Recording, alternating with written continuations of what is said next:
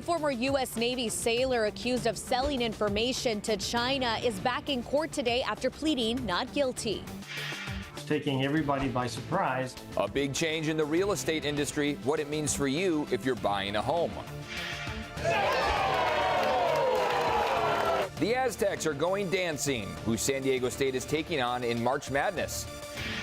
And what were these lights seen in the sky over San Diego? It's 6 a.m. on Monday, March 18th, and you're up with CBS 8.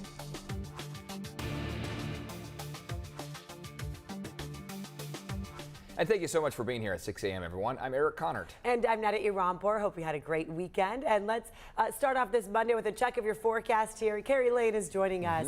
Let's have a repeat of the weekend, shall we? It was nice, yes. It was nice. Definitely a difference in temperature whether you were in the sun or shade. Yeah. There were fans at our game that were in the sun in shorts. And there were people who had like sleeping bags over them in the shade. Cold. I believe it. It was like a 15-degree difference. It was huge. Night, We were out on the pickleball court, and it was chilly at first, but then the sunshine felt good. But then the sunshine was too much, and it was. I kept taking the sweatshirt on, putting it off, taking it, whatever. So yeah, we're going to see temperatures pretty similar, mild over the course of the next 4 days. But here's the big story for today. We have some pop-up showers this afternoon. This is around 3 o'clock. You can see, especially downtown, Santee, Chula Vista, there could be a chance of some pop-up thunderstorms as well. These will be brief. They'll be out of here by the dinner time, and then we're slowly going to start to dry out, and we're going to stay relatively mild over through Thursday, and then we will see temperatures start to fall as we get into the weekend. But today's highs along the beaches were in the upper 60s, inland valleys mid-70s, Julian topping out at 60, and Borrego Springs 77. Netta? All right, Carrie, thank you for that. And now, in 4 hours, a U.S. Navy sailor accused of selling military secrets to China will be back in a San Diego courtroom. Last week, Jianchao Wei pleaded not guilty. CBS 8's Regina Yarita is live downtown, where a hearing is going to be taking place here this morning. Regina? Yeah, good morning, Eric and Netta. That's correct. He's back in just a couple of hours. And really, this comes just days after he was in the federal court pleading not guilty to a new charge. So this was on an arraignment in a superseding indictment. And that means one of the charges that they found the indictment needed to be amended. So Jianchao Wei was a machinist on the USS Essex based out here in San Diego, and now new charges have been filed against Wei, which is why an arraignment for a superseding indictment had been scheduled last week. Now the new unsealed indictment accuses Wei of not only sending sensitive national information to an intelligence officer working for the People's Republic of China, it also outlines how he lied about his citizenship naturalization process. That's the new charge. Prosecutors say he started corresponding with the Chinese official before he was naturalized and lied under oath in the naturalization process. As a machinist mate, Wade had a U.S. security clearance and had access to sensitive national defense information about the ship, its weapons, and its whereabouts. Prosecutors also say Wade provided China with photographs of military hardware, including guns, vehicles, and planes. He also delivered information about U.S. Marines on an upcoming maritime war exercise. So back out here outside of the federal court here in downtown, Wei is now facing a life in prison for selling national defense information for $15,000. So he will be in court at 10 a.m. We'll be here all morning covering this. As we hear more about this case, we'll make sure to bring it to you. For now, Netta and Eric, we'll send things back to you guys. All right, Regina, thank you for the details on that. Right now, take a look. Part of Highway 76 in Pala is closed. So this is part of your commute. You're going to want to know this. About 9 o'clock last night, a car crash led to downed power lines across the highway. This is right near the intersection of Rice Canyon Road. All east and westbound lanes are closed between Rice Canyon and Pala Mesa. One patient was transported to the hospital with minor injuries. At this point, it's not known when the closure will be lifted of the 76.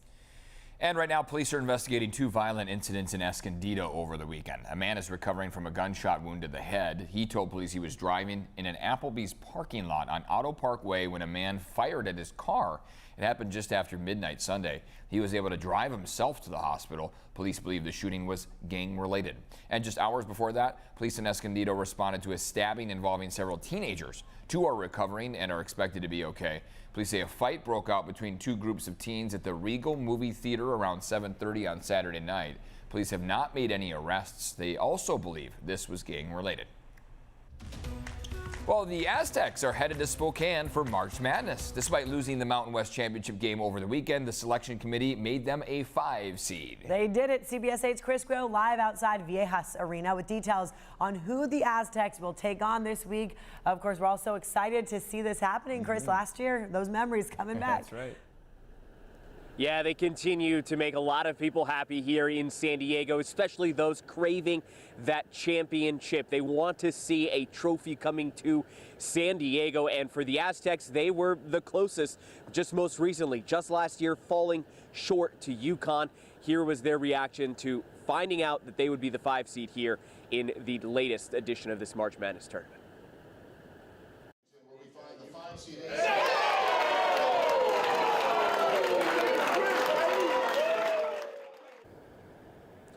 So, number 5 seed in the East region, they'll be taking on University of Alabama Birmingham. They are the 12 seed. Now that game is going to happen 10:45 on Friday, so circle that on your calendar and make sure that when you're filling out your bracket, just write right there underneath the time and the day there for that game. You can watch it on TNT. Now, if the Aztecs do win, they will move on to either play Auburn or Yale. But if everything goes according to plan, what's really unique here about the East region setup is the fact that UConn is the number 1 seed. So if you follow the bracket, if UConn and San Diego State win those next 2 games, they have a chance to meet in the Sweet 16, which of course would be a rematch of last year's national championship game. We did hear from head coach Brian Dutcher about the setup with the region, as well as what teams made it and what teams didn't. Here's a little bit of what he had to say. 3 of the teams from last year's Final Four are all in there.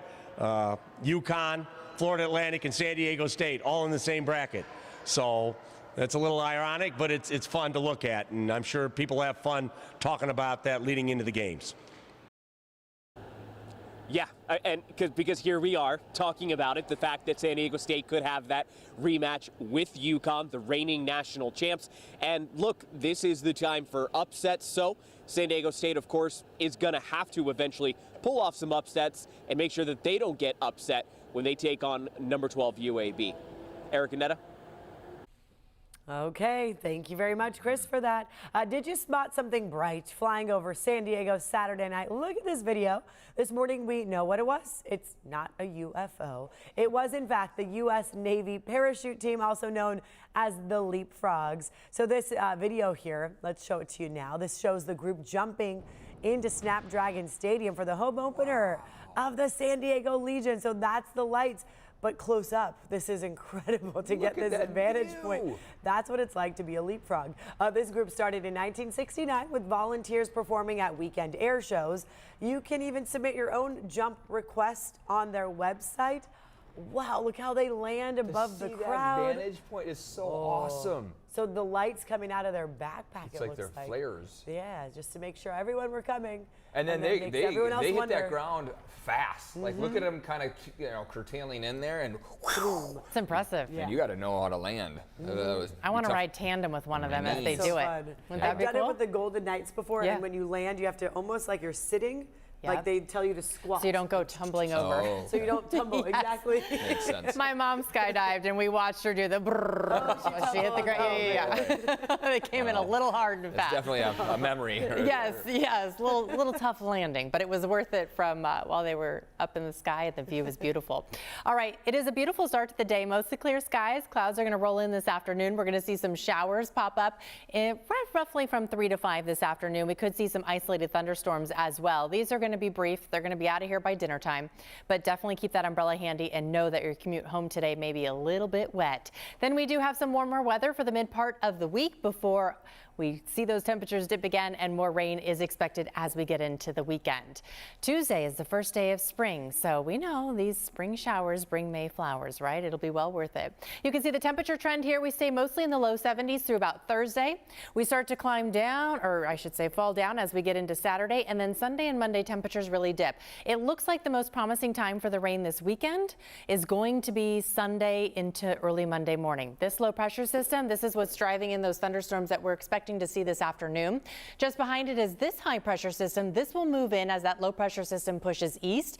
This is going to keep temperatures mild and comfortable right around the near average as we get into Tuesday, and that'll continue through Thursday. And then we have a low pressure system just behind it. This will bring us more wet weather. Like I said, it's looking like early Sunday morning, possibly even late Saturday night. And then things should wrap up as we get into Monday morning. And by the time we get into Monday afternoon, I think most of it's going to be wrapped up. Your 8-day microclimate forecast, you can see temperatures pretty consistent. Tomorrow's the first day of spring. Wet weather this afternoon and then again next weekend. Otherwise pretty beautiful for the remainder of the week. All right, let's get you caught up on traffic if you're getting ready to head out the door. Coming up and out of the South Bay, that 805 looks pretty good right now. The 94, 52 moving along nicely. The only trouble spot I really see are those folks that are heading over to Coronado. Looks like the bridge is a little busy as you head in those westbound lanes. Otherwise, things look pretty good this morning. All right, here's a look at your border wait times from the CBP website. It's 100 minutes for the general line at the San Ysidro Port of Entry, and then 75 minutes for the general line at the Otay Mesa Port of Entry. So take your patience with you this morning, guys. Carrie, thank you. And still ahead here, the rush to get Americans out of Haiti. If I don't get elected, it's going to be a bloodbath for the whole. Former President Donald Trump facing criticism even from Republicans for that comment and more, but his campaign says it was taken out of context. Plus, our recent rain means plenty of healthy plants, but they could soon dry up, creating a fire hazard.